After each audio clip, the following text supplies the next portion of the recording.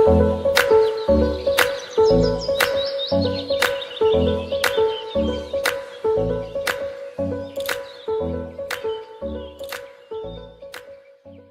all want healthy children who eat a variety of foods, including broccoli and Brussels sprouts.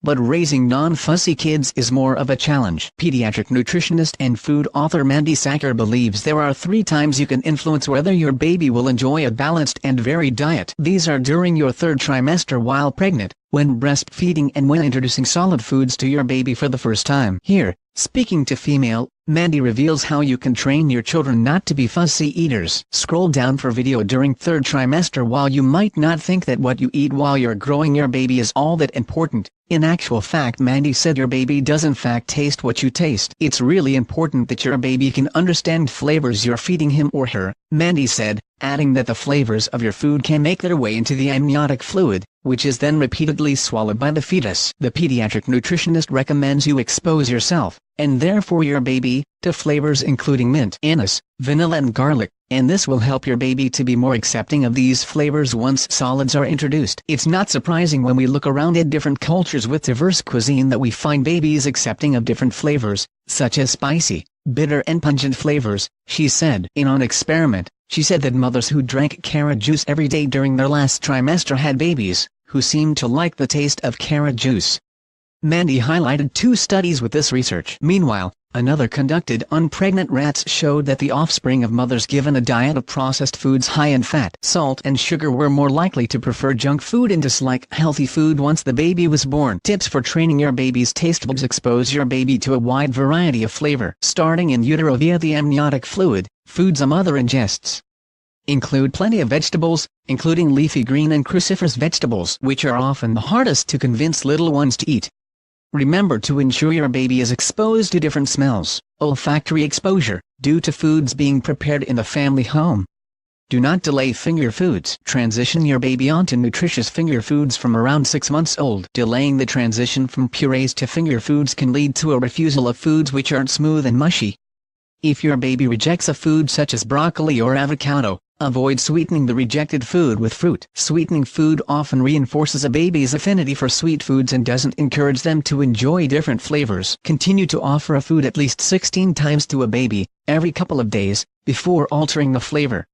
For toddlers and older children, it's imperative to ensure that they have the opportunity to be exposed to new food. It's common to see repetitive eating, the same food on offer daily, and this doesn't help to evolve a child's acceptance of diverse flavors. Get your children involved in the kitchen from as early as age 1. Later on, it's beneficial to foster an enjoyment of cooking and baking delicious and healthy meals. Encouraging your baby to play with dough or wash a carrot is beneficial. This is one of the best ways to counteract fussy eating. Be a role model. Let your kids see you eating and enjoying your food. This means eating together. Stay away from kiddie menus, as they're all the same and cater for the child who only wants very plain food like chicken nuggets, chips, pasta and tomato-based sauce. Get into the habit of ordering from the main menu. You can always go entree size to reduce costs. Widen their food repertoire slowly. You might be a foodie, but you can't expect them to accept complex foods right away.